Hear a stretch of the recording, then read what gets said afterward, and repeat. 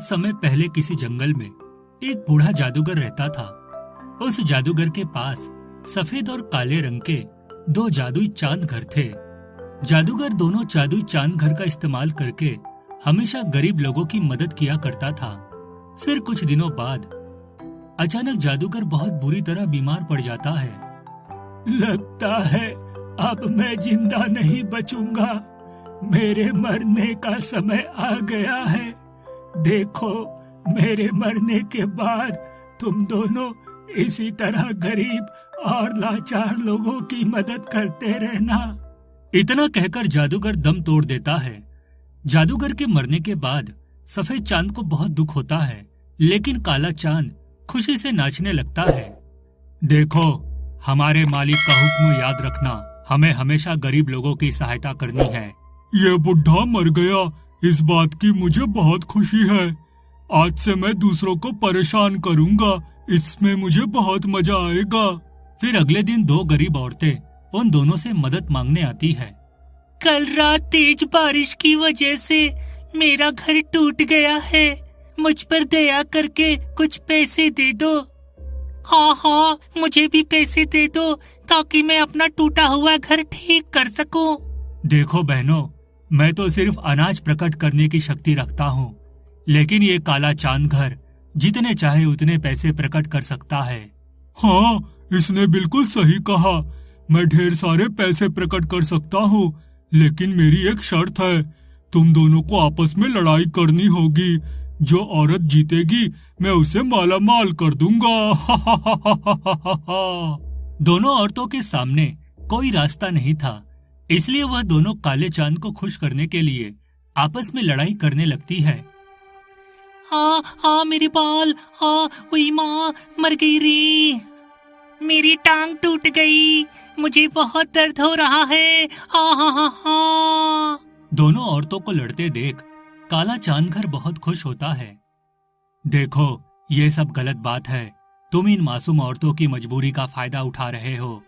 मैं बहुत बुरा बन गया हूँ, बुरे काम करके मुझे बहुत खुशी मिलती है, इसलिए तू अपनी बकवास बंद कर और मुझे लड़ाई का मजा लेने दे।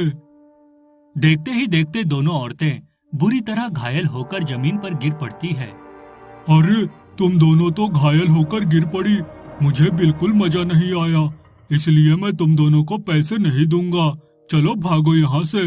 काले चांद की धोखेबाजी से दोनों औरतों को बहुत दुख होता है और वह दोनों रोते हुए वहाँ से जाने लगती है। लेकिन तभी सफेद चांद घर उन दोनों औरतों को दो अनाज की बोरियां दे देता है।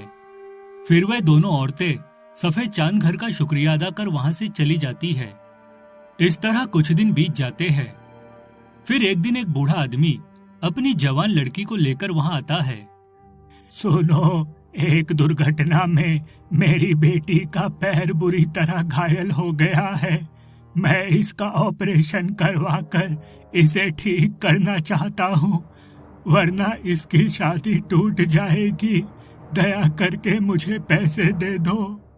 सुन बुड्ढे, अगर तुझे पैसे चाहिए तो तुझे मेरे सामने डांस करके दिखाना होगा, उसके बाद मैं तुझे पैसे दूंगा। मजबूर होकर बूढ़ा वहाँ डांस करने लगता है, लेकिन थोड़ी ही देर में थकान के मारे वह गिरकर बेहोश हो जाता है। पिताजी, उठिए पिताजी, आपको क्या हो गया? सुन लड़की, तेरे बाप को तो बिल्कुल डांस करना नहीं आता, इसलिए अब मैं तुझे पैसे नहीं दूंगा। चल अपने बाप को उठा और निकल जा यहाँ से। तुम बहुत बुरे हो, देख लेना, एक दिन तुम्हें तुम्हारे बुरे कर्मों की सजा जरूर मिलेगी। उसके बाद वह लड़की अपने पिता को उठाकर वहाँ से चली जाती है। इस तरह कुछ दिन बीत जाते हैं। फिर एक दिन जंगल के पास वाले गांव में बहुत तेज भूकंप आता है, जिस वजह से लोगों के घर टूटकर तहस नहस हो जाते हैं। वह सभी लोग मदद के लिए दोनों चांद घर के पास आते हैं। हमारी मदद करो, भूकंप की वजह से हमारा पूरा गांव बर्बाद हो गया है, हम पर दया करो। देखो, तुम सबको इस तरह रोते गिड़गिड़ाते देख मुझे बहुत मजा आ रहा है, इसलिए मैं तुम्हें पैसे नहीं दूंगा, बल्कि तुम लोगों की मजबूरी देखकर खूब हंसूंगा। हा हा हा हा हा हा। ऐसा मत कहो, हम सब बहुत मुसीबत में हैं, ये देखो, हमारे छोटे छोटे बच्चे हैं, इन पर तो दया करो। बेकार की बातें करके मेरा दिमाग खराब मत करो, वरना अच्छा नहीं होगा। ये काला चांद बहुत बुरा है, ये कभी किसी की मदद नहीं करता। तुम सब बेकार में इससे बहस मत करो।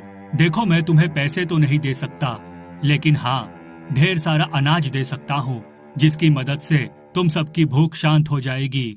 उसके बाद सफेद चांद घर का दरवाजा खुल जाता है और सभी गांव वाले घर के अंदर जाकर ढेर सारी अनाज की बोरियां ले लेते हैं। उसके बाद सभी गांव वाले सफेद चांद को दुआ और काले चांद को बद्दुआ देकर वहां से चले जाते हैं। देखते ही देखते कुछ दिन बीत जाते हैं। फिर एक दिन उस जंगल में तेज तूफान आता है। तूफान इतना खतरनाक था कि वह दोनों चांद अपनी जगह से लुढ़कते हुए पहाड़ की चोटी पर जा पहुंचते हैं। दोनों चांद पूरी ताकत लगाकर अपने आप को बचाने की कोशिश करने लगते हैं। तभी वहां से गुजर रहे कुछ गांव वालों की नजर उन पर पड़ती है। अरे वो देखो, दोनों चांद घर खाई की तरफ गिरने वाले हैं, हमें उन्हें बचाना होगा। सभी लोग उन दोनों को बचाने पहुंच जाते हैं। देखो, ये सफेद चांद घर बहुत अच्छा है, ये हमेशा दूसरों की मदद करता है, इसलिए हम सिर्फ इसे बचाएंगे। उसके बाद सभी लोग सफेद चांद घर पर रस्सी बांधकर उसे खींचते हुए पहाड़ी की चोटी से दूर ले जाते हैं। अरे तुम सबने उसे तो बचा लिया, अब मुझे भी बचाओ, वरना मैं खाई में गिर जाऊंगा। तू बहुत बुरा और दुष्ट चांद है, तूने हमेशा दूसरों की मजबूरी का फायदा उठाया है, इसलिए हम तुझे नहीं बचाने वाले। फिर सभी गांव वाले उस काले चांद को धक्का देकर खाई में गिरा देते हैं। हाय, मर गया रे, कोई बचाओ मुझे।